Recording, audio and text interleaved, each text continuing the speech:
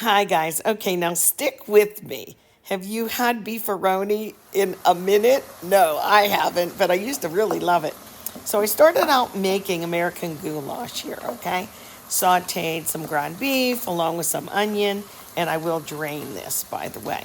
But I only got so far because I didn't really have a can of like chopped tomatoes, diced tomatoes. So I had one tomato that wasn't looking so pretty, and I know that will break down a little bit more. And then I had a can of paste. Now, that's a whole different flavor. So am I really going to stick with it and use these spices? Well, yeah, let's get going. Garlic powder and a tad of chili powder too. All right, and what was that? What was that, Shirley? What are you trying to show me? I'm trying to show you a dash only of Worcestershire will come into play. You'll be surprised how good that is in here. And I only had, well, I didn't have the BeefaRoni noodles. You remember those? They looked like a skinny ziti, but I don't know what the heck they were. So I only had elbow macaroni. I added a dash of water in here to break down the tomatoes further. And here's my tomato paste. Now, let's add some regular water while my meat onion mixture is draining. And I'm going to mix this thoroughly before I add that back in. I find that if I put the meat and onion in and then try and incorporate this tomato paste evenly, it doesn't work as good as if I just do it now. And then I'll just add it back in. I mean, they're going to be married in a minute anyway, you know. So I'm going to stir, stir, stir. Ooh, and I'm knowing already that that tomato paste is much more like, if I can use a word like sharp. And I don't really want it that sharp. But let's just keep going and see what we end up with. I'm not going to end up with goulash, and I'm not going to end up with the BeefaRoni, I can tell already. But I'm ad-libbing here. So let's get this back in, and then I'm going to add the spices and stuff, okay? And we'll kind of figure things out as we go. I mean, you know, we like everything I'm throwing in the pot. So here is the garlic powder. And when you go the chili powder, just go a teeny bit. I just want a teeny bit in there. I don't want it to taste really like chili, and I don't want it to be like taco-y, okay? So just a tad, but a couple of spices that are in there are good. Here comes my Worcestershire. See if I can control it. Well, teeny bit more, yeah. Like one glug or splash, maybe a splash, not a glug. A glug is bigger than a splash, according to me, Shirley.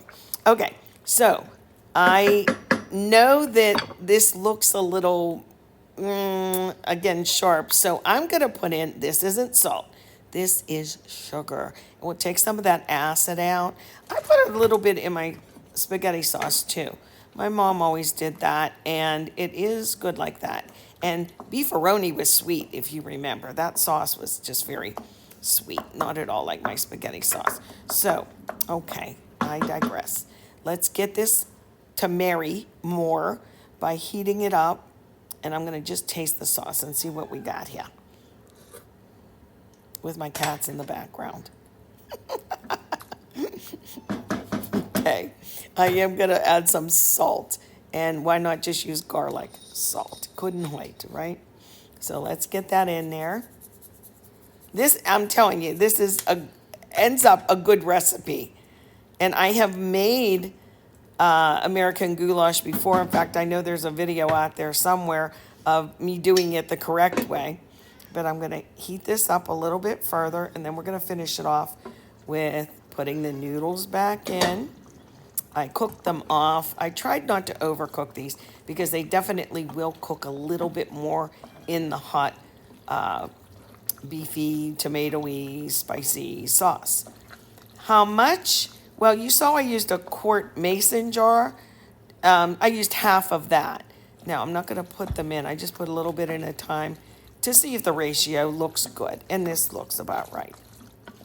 Looks about right for me. Now, what is this called? I don't know. But I have one more, and it's the power secret ingredient. Okay? Got to get it out of the fridge here. Hold everything. And here it is. It's yummy just how it is, but it needs a little something. And that little something is cheese. I don't want to use this shredded cheddar though, because it's kind of too stringy when you're trying to eat it. But guess what I always have in the fridge? A chunk of Velveeta. Dun, da, da. So let's get that in there. Yeah, I'm putting that whole chunk in there. It's delicious. I mean, if you like queso dip, like really the cheesy dip, they use a Velveeta. They use a cheese like this. They don't use, hard cheese and grate it. Here's the end result. And I'm telling you guys, it was really good. It wasn't too cheesy, even though it looks a little cheesy here. It wasn't, it was just enough because you could taste the beef and you could taste the tomatoey flavor.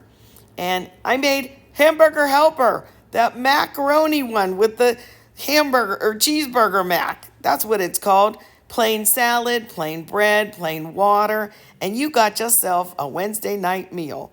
Ooh, baby.